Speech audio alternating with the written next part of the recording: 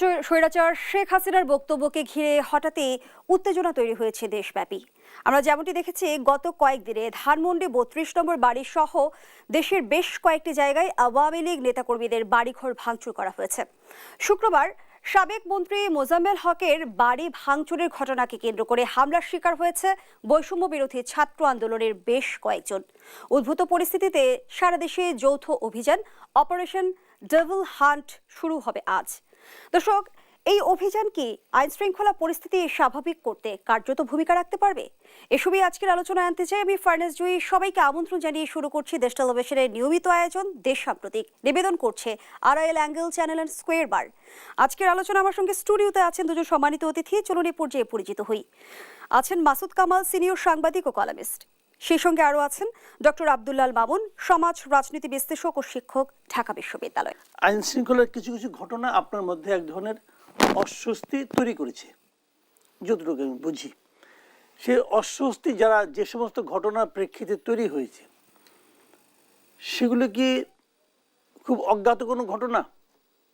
সে ঘটনাগুলির নায়ক যারা, তাদেরকে কি আপনার চেনেন না? সে ঘটনার নায়ক যারা, তারা কি নিজেদেরকে আড়াল করার চেষ্টা করেছেন?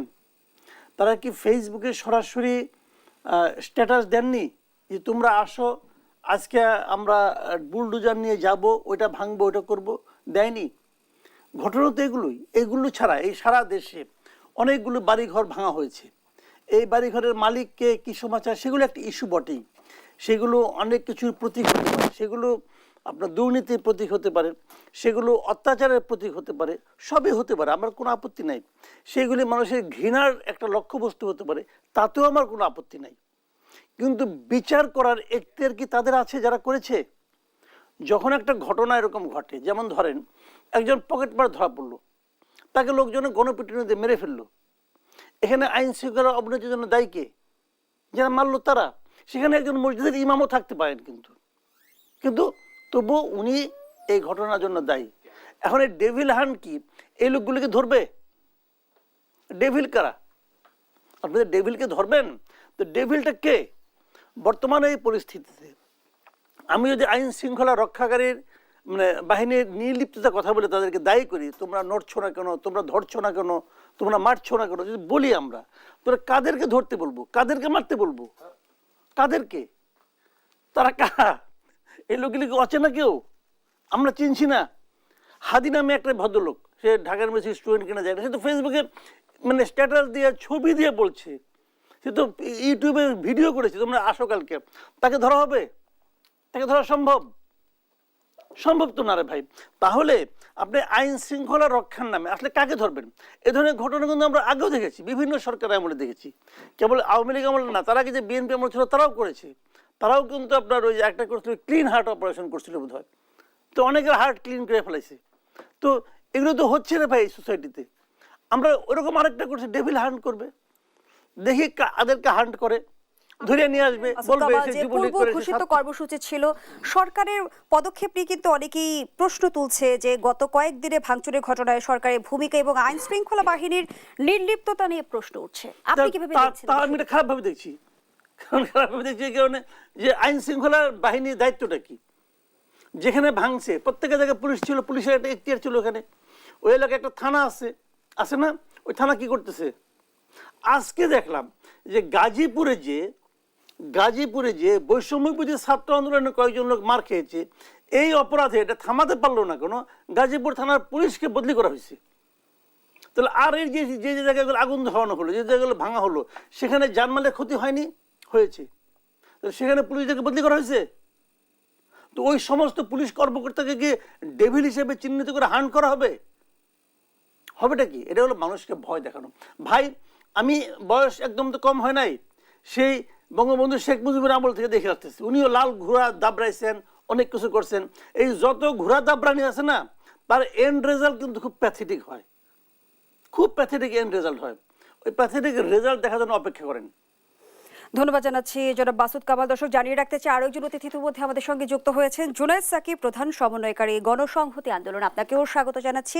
জানিয়ে রাখতে চাই আজকের আলোচনার শিরোনাম। সরকার পরামর্শ চাইলে আমরা তো দিয়েছি, সামনে আরো পরামর্শ চাইলে আমরা দেব। সরকারকে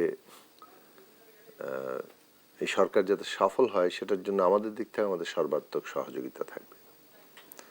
এই সরকারের সফল হওয়ার ঠিক কোনো বিকল্প নেই, কারণ অভ্যুত্থান পরবর্তী সময়ে এখন একটা পলিটিক্যাল ট্রানজিশনের পর্ব চলছে। অন্তর্বর্তী সরকার অন্তর্বর্তী কালের জন্যই তারা সময়ে দায়িত্ব পালন করবেন। ফলে সরকার তো আসলে কারো ওই অর্থে প্রতিপক্ষ হওয়ার কথা নয়। হ্যাঁ, একটা ফ্যাসিবাদী যারা ক্ষমতায় ছিল জবরদস্তি করে তাদেরকে জনগণ উৎখাত করেছে, তাদের শাস্তির ব্যবস্থা করা, ন্যায় বিচার প্রতিষ্ঠা করা, যারা যারা অপরাধ করেছে, এবং দেশের মানুষের যে সংকটগুলো আছে সেগুলো সমাধান করে রাজনৈতিক উত্তরণটাকে সম্পন্ন করা, নির্বাচন সংস্কার ইত্যাদি, এগুলো তাদের দায়িত্ব। তো এখন দেশে তো নির্বাচন সংস্কার আয়োজন করতে গেলেও লাগবে, আবার দৈনন্দিন মানুষের তো সংকট আছে, আইন শৃঙ্খলা পরিস্থিতি তার মধ্যে একটা গুরুত্বপূর্ণ জায়গা, মানুষের জানমালের নিরাপত্তা দেওয়া। তো সরকারকে তো সেই জায়গায় সরকার যে অস্তিত্বশীল সেটা তাকে প্রমাণ রাখতে হবে। এখন আমরা দেখতে পাচ্ছি যে একটা অস্থির সময় যাচ্ছে, তবে এই অস্থির সময়ের প্রধান দায়টা কোথায় আসলে আমরা দেখব?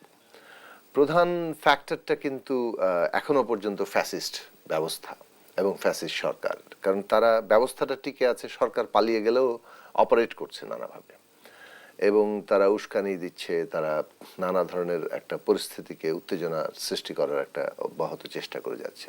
ফলে ওইটা তো একটা ফিয়ার জায়গা থাকেই যে ফ্যাসিস্ট শক্তির পতন ঘটেছে ক্ষমতা থেকে, তারা যেহেতু এখনো নানাভাবে রাষ্ট্রযন্ত্রের মধ্যে তাদের লোকগুলো রয়ে গেছে, কাজেই তারা যখন হম্বিতম্বি দেয়, চট করে ঢুকে পড়লো, এই বোধে চলে আসলাম আমরা, এই বোধে আবার ক্ষমতার রদবদল ঘটে যাচ্ছে, তখন এটা একটা যারা লড়াইয়ে ছিল, যারা আন্দোলনকারী, তাদের মধ্যেও একটা ষড়যন্ত্র করবে, উস্কানি দিবে, এটাই তো স্বাভাবিক বিষয় হবার কথা। সেই উস্কানিতে আমরা কেন পারি? সেটাকে আমরা কিভাবে মোকাবেলা করব, সেই মোকাবেলা করার জায়গায় সরকারের যে আরো দায়িত্বশীল এবং অ্যাক্টিভ ভূমিকাটা মানুষ দেখতে চায়। রাজনৈতিক শক্তিগুলো বিভিন্নভাবে অ্যাক্ট করছে, কেউ কেউ এটাকে যেভাবে অ্যাক্ট করছে, আমরা মনে করেছি রাজনৈতিক শক্তির দিক থেকে অ্যাক্ট করা উচিত যে আমরা কিভাবে আমাদের এই ফ্যাসিস্টদের বিরুদ্ধে একটা গণতান্ত্রিক ব্যবস্থা নির্মাণের ঐক্যটা আমরা তৈরি করতে পারি। মানে একটা ফ্যাসিবাদের বিকল্প কি হতে পারে, গণতান্ত্রিক ব্যবস্থা, সেটা নির্মাণ করেই কিন্তু আমরা ফ্যাসিবাদী শক্তিকে রাজনৈতিকভাবে পরাজিত করতে পারবো। তো সেই জায়গাটা আমাদের জোর দেওয়া দরকার। এমন কোনো কাজ করা ঠিক হবে না যেটা আসলে পরিস্থিতিকে কোনোভাবে অস্থির আরো বাড়িয়ে তোলে, ঘোলাটে করে, এবং তাতে তারাই আবার সুযোগ নিতে পারে, এমনকি ভবিষ্যতের জন্য তাদের ভিকটিম কার্ড খেলারও নানা রকম সুযোগ হয়। তো সেই দিক থেকে সেগুলো রাজনৈতিক গণতান্ত্রিক রাজনৈতিক শক্তির সেই সব বিষয়ে সতর্ক থাকা দরকার এবং সেই অনুযায়ী ভূমিকা নেওয়া দরকার। এটা হলো এক নম্বর দিক। আর দিক হচ্ছে সরকারকে ভূমিকা নেওয়া। এখন ধরুন সরকারের উপস্থিতি আছে, অথচ কোনো একটা পক্ষ ঘোষণা দিয়ে মানে একটার পর একটা কাজ করে যাচ্ছে, তখন সেটা মনে হবে যে আসলে বোধহয় সরকার ঠিক অস্তিত্বশীল আছে কিনা। প্রশ্ন আসে, সরকার কে চালাচ্ছে? শুধু সরকার কে চালাচ্ছে, সরকারই আদৌ এক্সিস্ট করে কিনা এরকম প্রশ্নই উঠবে। ফলে সরকারকে অ্যাসার্ট করতে হবে যে দে এক্সিস্ট এবং তারা তাদের কাজ করতে হবে। এবং প্রত্যেক পক্ষকেই কিন্তু এখন, বিশেষত ফ্যাসিবাদ বিরোধী লড়াইয়ে যারা ছিল, তারা যদি কি বলে যে এই ধৈর্যের সাথে পুরো ট্রানজিশন পরিস্থিতি মোকাবেলা মানে এগিয়ে নিয়ে যে না যান, সম্পন্ন না করেন, এবং পুরো পরিস্থিতিগুলোকে যদি ধৈর্যের সাথে মোকাবেলা করতে ব্যর্থ হন, তাহলে তো তার পরিণতিও নানান রকম ভাবে আছে। সেটা সকলের সতর্ক থাকা দরকার। ফলে রাজনৈতিক দিক থেকে কিন্তু আমরা বিভিন্ন পক্ষকে বলছি, অনেকেই হয়তো ওই ফ্যাসিবাদীদের উস্কানির সাথে সমান তালে পাল্টা উস্কানি তৈরি হচ্ছে, যে জায়গাটাতে একটা মানে যে পরিস্থিতির সৃষ্টি হচ্ছে সেই পরিস্থিতি আমাদের ট্রানজিশনের জন্য ইতিবাচক নাও হতে পারে। এখন কেউ কেউ এটাকে পলিটিক্যাল মাইলেজ হিসেবেও নিতে পারেন, যে পলিটিক্যাল আমার রাজনৈতিক মাইলেজ তৈরি হচ্ছে, এটার মধ্যে দিয়ে একটা পোলারাইজেশন হচ্ছে, এবং এর ফলে তাদের দল কিংবা গোষ্ঠীর রাজনৈতিক যে মানে দলীয় ফায়দা অথবা গোষ্ঠীগত ফায়দা, সেইটার একটা জায়গা কেউ তো চিন্তা করতে পারে, করতে তো কেউ পারেই, এবং সবাই হয়তো নিজের দল বাড়ানোর জন্য অনেক রকম কিছুই করে, কিন্তু সেটা আলটিমেটলি টোটাল ট্রানজিশনকে ফ্যাসিবাদ বিরোধী লড়াইকে শক্তিশালী করছে নাকি নানান দিক থেকে আবার ভেতরে অ্যাপারেন্টলি যাই দেখা যাক না কেন দুর্বল করে ফেলছে, সেইটা আরো গভীরভাবে বিশ্লেষণ করা দরকার সকল পক্ষকেই। করলেন যে সেই ঘটনাগুলোর প্রতিরোধ কিভাবে হবে তারও কিন্তু প্রেসক্রিপশন আছে একাডেমিয়াতে, এবং এগুলো নিয়ে অনেক গবেষণা হয়েছে। একটা ছোট্ট দুটো রিসার্চের উদাহরণ আমি দেই। ব্রিংটন নামে একজন পলিটিক্যাল সায়েন্টিস্ট, ওনার একটা ফেমাস ওয়ার্ক হচ্ছে যে অ্যানাটমি অফ রেভুলেশন, এরকম অভ্যুত্থান বা রেভুলেশনের পরে খুব জোরে এবং এটাকে ওয়েল অ্যাকসেপ্টেড 4টে স্টেপসের কথা উনি বলেন, যে এক ধরনের প্রিপেয়ার্ডনেস থাকে অভ্যুত্থানের পরে, পরবর্তীতে পুনঃশাসন প্রতিষ্ঠা, এরপরে প্রতিক্রিয়া অনুযায়ী ব্যবস্থা নেওয়া এবং নতুন শাসনে ফিরে যাওয়া। আমি দুজনের পার্টিকুলারলি জুনায়েদ ভাইয়ের স্টেটমেন্ট, তো সরকার যদি সেখানে ব্যবস্থা না নিতে পারে তাহলে অবশ্যই শুধুমাত্র বিদেশে কেন, দেশেও তো ভাবমূর্তি নষ্ট হবে। যে জায়গাটাতে আমার মনে হয় যে বর্তমান সমস্যাটা ঘুরপাক খাচ্ছে, যে ব্রিংটনের যে থিওরিটার কথা আমি বললাম, সেটা হচ্ছে প্রতিক্রিয়ার জায়গাটা, যে সরকার কি প্রতিক্রিয়াগুলোকে ঠিক মতো পড়ে বা অনুধাবন করে ব্যবস্থা নিতে পারছে, ওই জায়গাটার প্রশ্নটা। আপনি যদি অ্যানালাইসিস করতে না পারেন সব ধরনের প্রতিক্রিয়া, সেটা আপনার যে শাসন ব্যবস্থার যে স্ট্রাকচারাল ইস্যুসগুলো, লাইক আপনার পুলিশ, আপনার অন্য যে রাষ্ট্রের প্রশাসন ব্যবস্থা, বিচার ব্যবস্থা, সেটা আপনাকে হেল্প করছে কিনা ওই অনুযায়ী আপনাকে ব্যবস্থা নিতে হবে। বা আপনি যে পলিটিক্যাল পার্টিগুলো, বিপ্লবোত্তর সবচেয়ে বড় যে জিনিসটা প্রয়োজন হয় সেটা হচ্ছে যে পলিটিক্যাল পার্টিগুলোর সঙ্গে অন্তর্বর্তীকালীন সরকারের নিবিড় সংযোগ বা একটা আস্থার সম্পর্ক তৈরি করতে হয়। সেই জায়গাটাও কি পুরোপুরি তৈরি হয়েছে? সেটিও তৈরি হয়নি। বরং আজকে যে জিনিসটা আসলো, আমি যে প্রশ্নটা কামাল ভাইকে আপনি করলেন যে অপারেশন ডেভিল হান্ট, আমি মনে হয় যে দেরিতে হলেও একটা তো মেসেজ দেয়া গেল। এবং ডেভিল হান্ট বৈষম্যবিরোধী আন্দোলনের পক্ষে যাবে বা বিপক্ষে যাবে, নাকি যারা ফ্যাসিস্ট, যাদেরকে ধরার জন্য, গ্রেপ্তারের জন্য, বিচারের জন্য গত 6 মাসের অপেক্ষা, তাদের পক্ষে বিপক্ষে যাবে, আমি ওই আলোচনায় যাচ্ছি না। কিন্তু এটা কিন্তু একটা মেসেজ দিচ্ছে সরকার যে আমরা একটু শক্ত হতে চাই, যেটা একটু আগে আমি বললাম, একটা প্রতিক্রিয়া, একটা প্রতিক্রিয়া থাকতে হয়। সেই জায়গাটাতে তো সরকার একটা মেসেজ দিতে পারলো।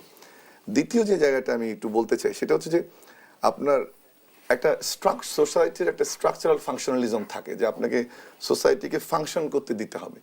সেখানে কিন্তু এই যে ঘটনাগুলো ঘটছে সেখানে দারুণভাবে কিন্তু প্রভাব ফেলবে।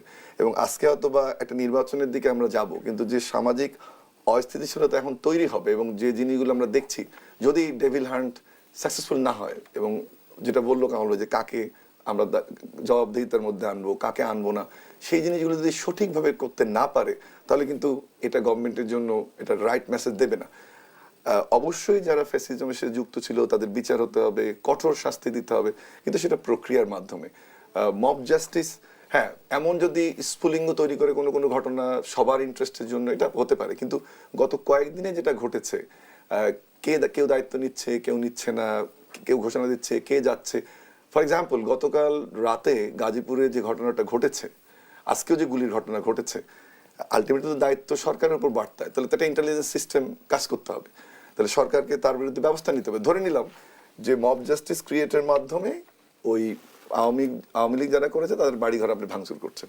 এখন আপনার যারা ভাঙচুর করতে গেলেন, বা তাদের বক্তব্যটা যদিও ভিন্ন যে আসলে তারা প্রতিরোধ করতে গিয়েছিলেন, দুটোর যে কোনো একটা যদি হয়, তা তাদেরও তো নিরাপত্তার দায়িত্ব একটা আছে। সেখানে তো একটা সিস্টেম এক্সিস্ট করে, এতগুলো লোক যাচ্ছে, মাইকে ঘোষণা হচ্ছে, খুব রিমোট এরিয়াতেও কিন্তু না। তাহলে সেই জায়গাগুলোতে যদি আমরা অ্যাক্ট করতে না পারি তাহলে কিন্তু এটার মধ্যে ঘুরপাক খাবো। আশঙ্কার জায়গা যেটা আমি এই কয়েকদিনের ঘটনাকে কোনোভাবে বিক্ষিপ্তভাবে দেখতে চাই না, সেটা হচ্ছে যে প্রভোকেশনটা কি যেদিকে আমাদেরকে নিতে চায় ওইদিকে আমরা যাচ্ছি, নাকি আমরা একটু সেন্সিবল বিহেভিয়ার করবো, একটু let's put one step behind উত্তেজনা। সেখানে আমরা যদি আবারও সরকারের ভূমিকাকে আলোচনায় আনি, সরকার কেন আসলে পরিস্থিতি নিয়ন্ত্রণ করতে পারছে না, সেখানে কি সক্ষমতার এই যে যত গন্ডগোল হয়েছে, আমি এতক্ষণ ধরে বললাম যে গন্ডগোল যারা করছে, যারা পাকাইছে, যারা এর প্ল্যান করছে, অথবা যারা এর উস্কানি দিছে, সব কিছু বললাম। বিদেশ থেকে কে কি করছে, হাতুড়ি বাটাল নিয়ে কারে কারে যাইতে বলছে, যারা নিজেদেরকে বিকল্প জাতির পিতা হিসেবে ভাবতেও শুরু করছে নাকি শুনলাম কেউ।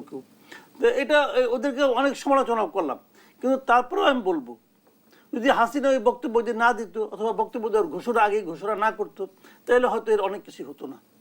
কাজে ওনার যে দায়টা, আমার দেশে যে ক্ষতিটা হয়ে গেল শেখ হাসিনার বক্তব্য দেওয়ার কারণে, সেই ক্ষতিটার জন্য ওনারা যদি বলেন যে না ব্যক্তিগত, প্রতিদিন এটাকে বক্তৃতা দেবেন আর আমাদের এখানে মানে হবে, সমস্যা হবে, আমাদের এখানে একটা অশান্তি হবে, একটা নৈরাজ্য হবে, এটা কি ওনারা সাপোর্ট করবেন?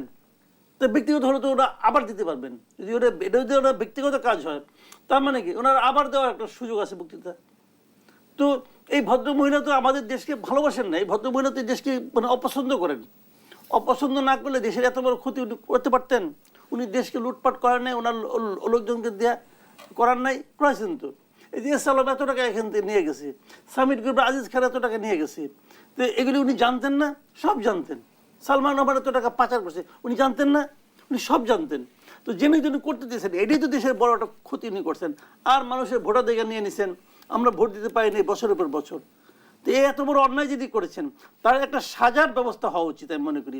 সেই সাজার আয়োজন আমরা করেছি, ওনারা বলতেছে যে উনি ব্যক্তিগতভাবে আমাদের দেশের মানুষকে উস্কাবেন, এটা ঠিক না। আমি ভারতের এই বক্তব্যটাকে আমার কাছে মনে হচ্ছে নিষ্ঠুর বক্তব্য। ধন্যবাদ জানাচ্ছি মাসুদ কামাল। জুনায়েদ সাকি, আমরা এর আগেও দেখেছি যে বাংলাদেশ থেকে কূটনৈতিক পন্থায় বারবার হুঁশিয়ারি দেওয়া হয়েছে, বারবার প্রতিবাদ করা হয়েছে, কড়া বার্তা দেওয়া হয়েছে, কিন্তু কোনো বিষয় আসলে ভারত সেভাবে আমলে নেয়নি। এখন শেখ হাসিনা এগুলো সত্ত্বেও ভারত যদি তাকে এই সুযোগ দিতেই থাকে, সেটা বাংলাদেশের সরকার এবং জনগণকে উপেক্ষা করা আমরা মনে করি। ভারত সরকার সেটা করছে। এখন ভারতের শাসক দল তো খুব খোলাখুলিভাবে এই শেখ হাসিনাকে পক্ষ নিয়েছেন, এবং আমরা দেখতে পাচ্ছি ভারতের মিডিয়ার একটা উল্লেখযোগ্য অংশ তারা বাংলাদেশকে একভাবে চিত্রিত করতে চেষ্টা করছে। এবং শেখ হাসিনা বাংলাদেশে ফিরবেন, তাকে এয়ারপোর্টে সেনাবাহিনী রিসিভ করবে এবং তাকে প্রধানমন্ত্রী আসনে বসিয়ে দেবে। এইটা কিন্তু ভারতের একেবারে পশ্চিমবঙ্গের বিজেপির প্রধান ব্যক্তি পরিষ্কার করে বলেছেন। এই যে তাদের বক্তব্য, এই শাসক দলের এই পজিশনটা খুব পরিষ্কার, এবং তাদের ইন্টারনাল পলিটিক্সও এটার প্রাসঙ্গিকতা আছে। তারা ভারতের অভ্যন্তরীণ রাজনীতিতে এখন শেখ হাসিনা একটা কার্ড হয়ে উঠেছে তাদের জন্য। বাংলাদেশ তো একটা সবসময় একটা বিষয়বস্তু তাদের ছিল। তো সেই জায়গা থেকে তারা যেভাবে এই রাজনীতিটা করছেন, তার একটা ইমপ্লিকেশনস বাংলাদেশে আছে। ভারত রাষ্ট্রের এটা বোঝা দরকার। ভারত রাষ্ট্র যদি এই জিনিসটা বোঝে যে তারা বাংলাদেশের সাথে যদি একটা সুসম্পর্ক চায়, তাহলে বাংলাদেশের জনগণের ডিজায়ারকেও তার গুরুত্বের সাথে নিতে হবে। ধন্যবাদ জানাচ্ছি জুনায়েদ এটা সাকি। যদি না নেন তাহলে তনের পরে তারা সবাই এক কণ্ঠে যুক্ত হয়েছে। ঘুরে ফিরে প্রশ্নটা আমার সাকিব ভাই যেটা বললেন, কামাল ভাই, যে তারা আসলে এটা করতেই পারে না, যে জনগণের সাথে যে বন্ধুত্ব, সরকারের সাথে যে বন্ধুত্ব, যে কোনো পরবর্তীতে অবস্থা, এটা বাংলাদেশের ক্ষেত্রে তারা পারেনি। বরাবরই তাদের আওয়ামী লীগ প্রীতিটা থেকেছে, এটা হচ্ছে এটার মেইন সমস্যা। আর একটা জিনিস আমি একটু উল্লেখ করতে চাই, যে একটা ভালো আমরা আশা করেছিলাম যে ভারতের পররাষ্ট্র সচিবের বাংলাদেশ সফরের পরে উনি যে কথাগুলো বলে গিয়েছিলেন, তার কিছুটা অন্তত আচার আচরণে, তাদের ভাষায় এবং পার্টিকুলারলি কাজে পরিবর্তন হবে। সেই পরিবর্তনটা কিন্তু হয়নি, একই ধরনের আচরণ করছে। এবং সেটার ক্ষেত্রে যদিও তারা বলে যে তাদের পলিসি হচ্ছে নেইবার ফার্স্ট, প্রবাবলি আমরা যে রিসেন্ট তাদের সম্পর্ক যেভাবে তারা হারিয়েছে অন্যান্য দেশগুলোর সাথে, আসলে নেইবার হয়ে গেছে লাস্ট। আর তখন যেটা হয়, আপনি একটা দলের প্রতি যে যদি দেখান বন্ধুত্ব বা তাদেরকে সবচেয়ে প্রায়োরিটি দেন, তাহলে আপনি আসলে ওই নেইবার ফার্স্ট পলিসি যেমন আপনার থাকে না, তেমনি আসলে আপনি চান না যে এই দেশগুলোতে স্থিতিশীলতা থাকুক, এবং সেই কাজটি ভারত করছে। অথচ এটি তাদের মতো একটা বড় রাষ্ট্রের জন্য হুমকি স্বরূপ যে হতে পারে, এটাও তাদের অনুধাবন করা উচিত। আর আরেকটা জিনিস হচ্ছে যে শেখ হাসিনার এই বক্তব্য, যে কথাটা আমি খুব স্ট্রংলি বলতে চাই, যে আমি খুব প্রতিবাদ জানাই। আপনি জিজ্ঞেস করছেন ঠিক কিনা, আমি এটার প্রতিবাদ জানাই, এবং এটি কাম্য নয়।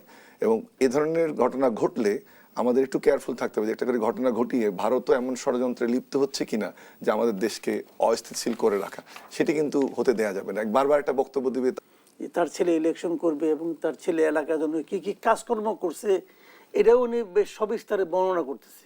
একটা ভিডিও দেখলাম তো আজকে। কাজে ওনার জন্য হয়তো আওয়ামী লীগ না থাকলে ইলেকশনের সুবিধা হবে উনি বলতেছেন, ওনাদের ক্ষমতা আছে বলতে পারতেছেন। কিন্তু আমি পার্সোনালি মনে করি এটা একটা কঠিন কাজ হবে। এটা হলো আমার বিবেচনা। নানাভাবেই দেখেন, বাংলাদেশ তো একা একা চলবে না, একা একা চলবে না। বাংলাদেশ তো সারা দুনিয়ার লোকজনকে নিয়ে চলতে হবে। আপনি খুব ভালো, হ্যাঁ উনি বলে যে না আমাদের সঙ্গে এখন পাকিস্তানের সম্পর্ক খুব ভালো, আমরা পাকিস্তানের পদাঙ্ক অনুসরণ করব, পাকিস্তান ইমরান খানের দলকে নিষিদ্ধ করে দিছে, আমরা ওই ফর্মুলায় যাব, যেতে পারেন। পাকিস্তানের পরিণতিকে যদি ওনাদের খুব কাঙ্ক্ষিত পরিণতি মনে হয়, যাবেন, অসুবিধা দেখি আছে, তার ফলো ওনার ভোগ করবেন। তবে কিন্তু এটা বলি, পাকিস্তানের পাবলিক আর বাংলাদেশের পাবলিক ভাই এক না। বাংলাদেশ মানে অন্যরকম এটা দেশ একটা। এই দেশের মানুষ সম্পর্কে যারা নাকি দীর্ঘদিন রাজনীতি করে তারাও ভালো মতো বুঝতে পারে না, আর ওনারা তো রাজনীতি শুরুই করে নাই। যাই খুব ইজি মনে করছে, কারণ একটা পথ তো ইজিলি পেয়ে গেছে, এখন বাকিগুলো খুব ইজিলি পাবে বলে মনে করে। তো চলুক, দেখা যাক কি হয়। কিন্তু আমি মনে করি এটাও তো সহজ না। দেখেন, প্রধান উপদেষ্টা ডক্টর ইউনূস উনিও কিন্তু বলেছেন যে উনি আওয়ামী লীগেরকে নিষিদ্ধ করার জন্য কাজ করছেন না, উনি এটা চাচ্ছেন না। উনি বলেছেন বিএনপি দীর্ঘদিন ধরে বলছে, তাই না, আর আসিফ মাহমুদ সজীব ভুইয়া বলতেছে কাজ চলছে, ঐক্যমত তৈরি হচ্ছে। ঐক্যমত কার সঙ্গে হলে আমি জানি না। এখানে আমাদের একজন পলিটিশিয়ান আছেন, উনিও বলতে পারবেন ওনার সঙ্গে ঐক্যমত হয়েছে কিনা আমি জানি না, কিন্তু আমার জানা মতো কোনো ঐক্যমত হচ্ছে না। আর যদি পলিটিক্যাল পার্টিগুলো ঐক্যমত না হয় কেমনি করে করবেন? আবার যদি ঐক্যমত হয়, যদি সকল পলিটিক্যাল পার্টির সঙ্গে ঐক্যমত্য হওয়ার মাধ্যমেও আওয়ামী লীগকে নিষিদ্ধ করা হয়, আমি সেটাও মনে করি যে আমাদের দেশের ভবিষ্যৎ রাজনীতির জন্য এটা খুব ভালো কোনো উদাহরণ তৈরি হবে না। এর আগে সরকার কিংবা উপদেষ্টাদের পক্ষ থেকে অভিযোগ শুনেছে যে বিএনপির বিরোধিতার কারণে আওয়ামী লীগকে নিষিদ্ধ করা যাচ্ছে না। সাম্প্রতিক সময়ে বিএনপি নেতা সালাউদ্দিন আহমেদ যেমনটি বলেছে যে আওয়ামী লীগ নামে বাংলাদেশের রাজনীতি করতে পারবে না। কিন্তু আওয়ামী লীগকে নিষিদ্ধ করলেও কি আওয়ামী লীগের অনুপ্রবেশ অন্য দল আমরা ঠেকাতে পারবো, কিংবা আওয়ামী লীগকে আমরা নিয়ন্ত্রণ করতে পারবো? অনুপ্রবেশ ঠেকানো আপনি এত টেনশন করতেছেন কেন? অনুপ্রবেশের প্রশ্ন না। আওয়ামী লীগের শুনেন, আওয়ামী লীগ সবচেয়ে খারাপ করেছিল তখন যা জনসংখ্যা ছিল 2001 সালে, এখন জনসংখ্যা আরো বেড়েছে।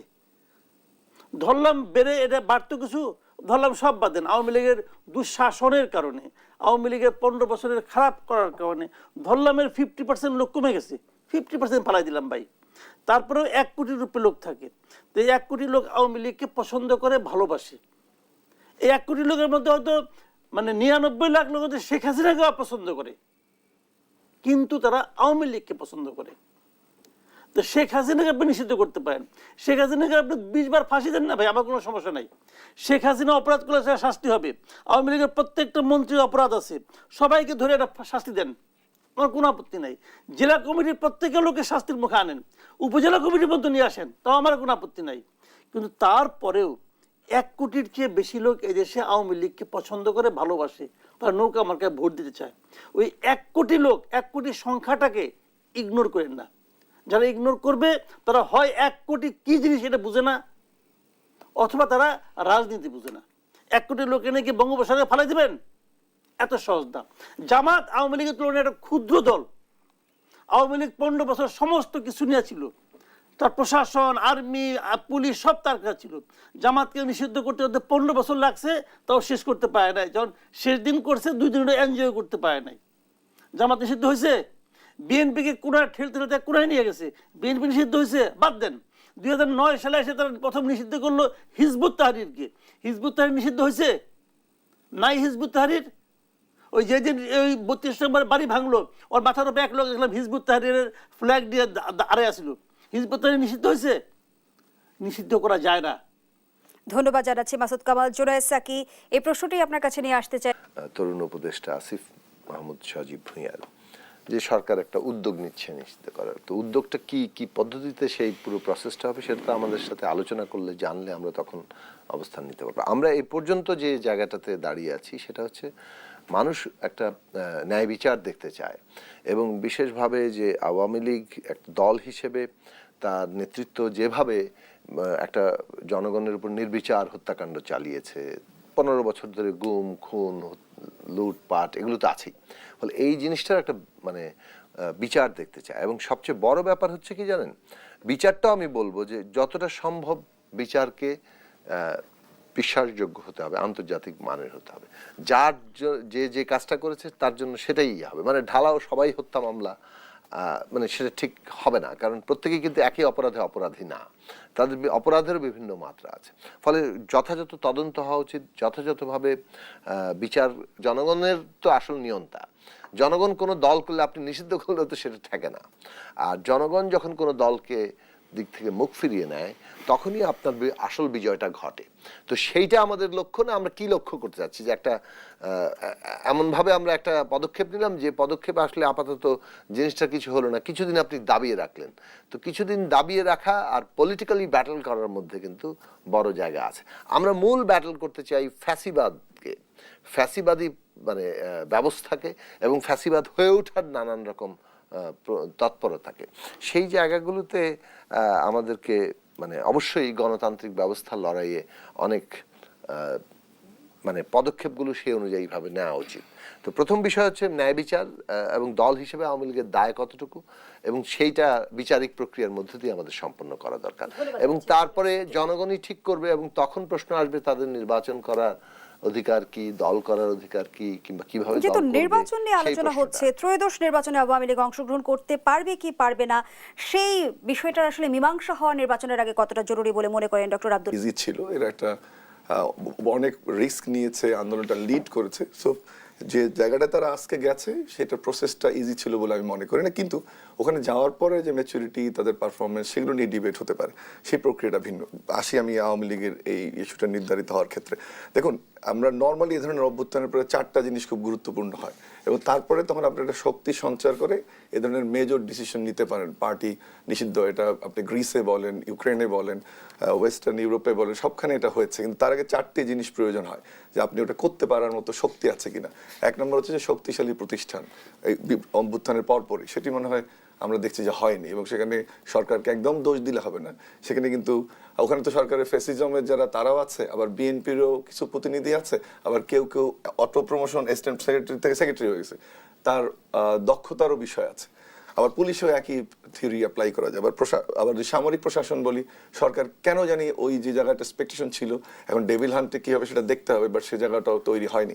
আবার আরেকটা প্রবলেম তৈরি হচ্ছে পলিটিক্যাল। স্টুডেন্টরা যখন বলছে যে আমরা দল করব, তখন সরকারের প্রতি মানুষের এক ধরনের আস্থাহীনতা, বা তারা কোন দিকে যায়, যেটা তারা কামাল ভাই বললেন যে একটা পজিশনের থেকে নির্বাচনের ঘোষণা দেওয়া, সেগুলো অবশ্যই প্রশ্নবোধক বিষয়, এবং সেটা অবশ্যই দাবি রাখে যে আরো সেন্সিবল বিহেভিয়ারের। দ্বিতীয় জিনিসটি যে অর্থনৈতিক অবস্থা যদি ঠিক থাকতো। তৃতীয়, যে ন্যাশনাল কনসেনসাস তৈরি করতে হয় এ ধরনের ডিসিশনের আগে, পলিটিক্যাল পার্টি ব্যান করা বা এই ধরনের মেজর ইস্যুতে যাওয়া, ইভেন বিচারের ক্ষেত্রে, সেটি কিন্তু এই প্রক্রিয়া সম্পন্ন হয়নি। আরেকটি বড় চ্যালেঞ্জ আমরা ফেস করছি, সেটা হচ্ছে যে আমাদের বৈদেশিক সম্পর্ক বিনির্মাণের ডাইরেকশনটা কি হবে, সেটাও কিন্তু আমরা কুলিয়ে উঠতে পারছি না।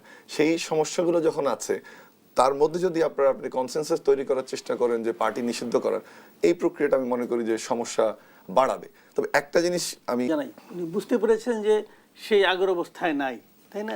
তাদের সংহতি ক্ষীণ হয়ে গেছে এবং সেটা বাধাগ্রস্ত হয়েছে। মাঝখানে আবার দেখলাম বললেন যে আগে ভেবেছিলাম শত্রু একটা, এখন চারদিকে শত্রু। ওটাও একটা বড় আত্মোপলব্ধি। আমি ওনাকে রিকোয়েস্ট করব যে আত্মোপলব্ধি তো ভালো, কেন এটা হলো সেটা একবার ভাবুন। সেই ভাবনার কোনো প্রকাশ কিন্তু ওনার কথায় পাচ্ছি না। কেন চারদিকে তার শত্রু দাঁড়ালো? কেন? শত্রু কি নতুন করে গজিয়েছে, নাকি আগের গুলি আছে, নাকি ওনারা ওনাদের কর্মকাণ্ডের মাধ্যমে, ওনাদের আচরণের মাধ্যমে শত্রু বাড়িয়েছেন, সংহতি কমিয়েছেন?